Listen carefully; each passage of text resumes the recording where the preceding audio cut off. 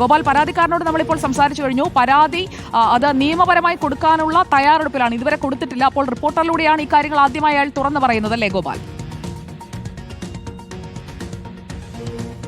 അതെ സുജയ, റിപ്പോർട്ടിലൂടെ തന്നെയാണ് ഈ പരാതിക്കാരനായിട്ടുള്ള കരാറുകാരൻ ശൈലേഷ് ആദ്യമായി ഇക്കാര്യങ്ങൾ പുറം ലോകത്തോട്ട് വിളിച്ചു പറയുന്നത്. അദ്ദേഹം ഇതിൽ വലിയ ഗുരുതരമായിട്ടുള്ള ആരോപണങ്ങളൊക്കെ തന്നെയാണ് ഉന്നയിക്കുന്നത്. താൻ ജിയോളജി വകുപ്പിൽ നിന്നെടുത്ത പെർമിറ്റോടുകൂടി എടുത്ത പാസ് അടക്കമുള്ള ഒരു സംവിധാനം, ആ സംവിധാനം തൻ്റെ വർക്ക് അവിടെ നടത്തി മുന്നോട്ട് കൊണ്ടുപോകണമെങ്കിൽ ഇത്തരത്തിലേക്കുള്ള കൈക്കൂലി നൽകണം എന്ന തരത്തിലേക്ക് കർശനമായ താക്കീതും ഭീഷണിയും അടക്കമുണ്ടായി എന്നതാണ് അദ്ദേഹം നമ്മൾ ഇന്നലെ നേരിട്ട് സംസാരിച്ചപ്പോൾ പറഞ്ഞത്. എന്തുകൊണ്ട് പരാതി നൽകിയില്ല എന്ന ചോദ്യത്തിന് അദ്ദേഹം വ്യക്തമാക്കിയത് ഇതിൽ വലിയ പേടി തനിക്ക് ഉണ്ടായിരുന്നു, തന്നെ ഉപദ്രവിക്കുമോ എന്ന തരത്തിലേക്ക് പേടി ഉണ്ടായിരുന്നു. കാരണം 10 ദിവസത്തേക്കാണ്, 12-ാം തീയതി മുതൽ ഇന്നലെ 22-ാം തീയതി വരെയാണ് 10 ദിവസത്തേക്കാണ് ഈ പെർമിറ്റ് നൽകിയിരുന്നത്. അതിൽ 5 ദിവസം മാത്രമാണ് പണി നടന്നത്. ബാക്കി 5 ദിവസങ്ങൾ മഴ മൂലം വലിയ രീതിയിൽ ബുദ്ധിമുട്ട് അനുഭവിക്കേണ്ടി വന്നു. ഇതിനിടയിലാണ് ഇത്തരത്തിൽ ജോലി മുന്നോട്ട് കൊണ്ടുപോകാൻ അനുവദിക്കുകയില്ല എന്ന തരത്തിലേക്കുള്ള ഇവരുടെ അറിയിപ്പും ഭീഷണിയും ഒക്കെ വരുന്നതും. അദ്ദേഹം പറയുന്നത് ഇതുവരെ 7.5 ലക്ഷം രൂപ ഈ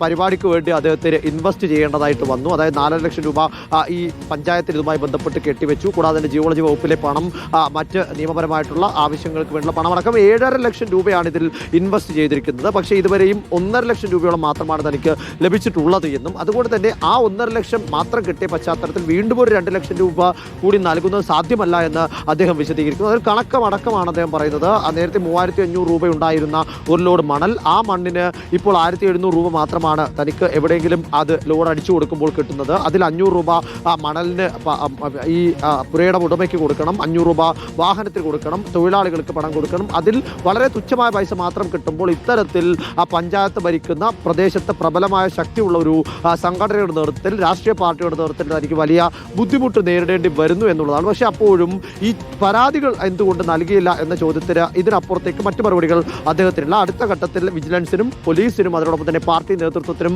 പഞ്ചായത്ത് സെക്രട്ടറിക്കും അടക്കം പരാതി നൽകാനാണ് അദ്ദേഹം ഉദ്ദേശിച്ചിരിക്കുന്നത് എന്ന് നമ്മോട് വ്യക്തമാക്കിയിട്ടുണ്ട്. എന്തായാലും ഇതിൽ കൃത്യമായിട്ടുള്ള വിശദീകരണം ഒരു വ്യക്തതയോടുകൂടി നൽകാൻ ഈ ആരോപണ വിധേയരായിട്ടുള്ള ഈ ഏരിയ കമ്മിറ്റി അംഗം ബൈജുവിനും അതിനോടൊപ്പം തന്നെ പഞ്ചായത്ത് പ്രസിഡന്റ് സലീലിനും സാധിച്ചിട്ടുണ്ടോ എന്ന കാര്യത്തിൽ സംശയമുണ്ട്. കാരണം അടുത്ത ഏരിയ സെക്രട്ടറി ആകാൻ നിൽക്കുന്നയാളാണെന്നൊക്കെയാണ് ഇതിൽ സലീലിനെ കുറിച്ച് ഈ കുറ്റം ആരോപിക്കുന്ന അല്ലെങ്കിൽ ഈ പരാതി ഉന്നയിക്കുന്ന ശൈലേഷ് മുന്നോട്ട് വെക്കുന്ന ആരോപണം. അതുകൊണ്ട് തന്നെ ജില്ലാ നേതൃത്വത്തിന് ഇതിൽ കൃത്യമായി തന്നെ നിലപാട് വ്യക്തമാക്കേണ്ടതായിട്ടുണ്ട്.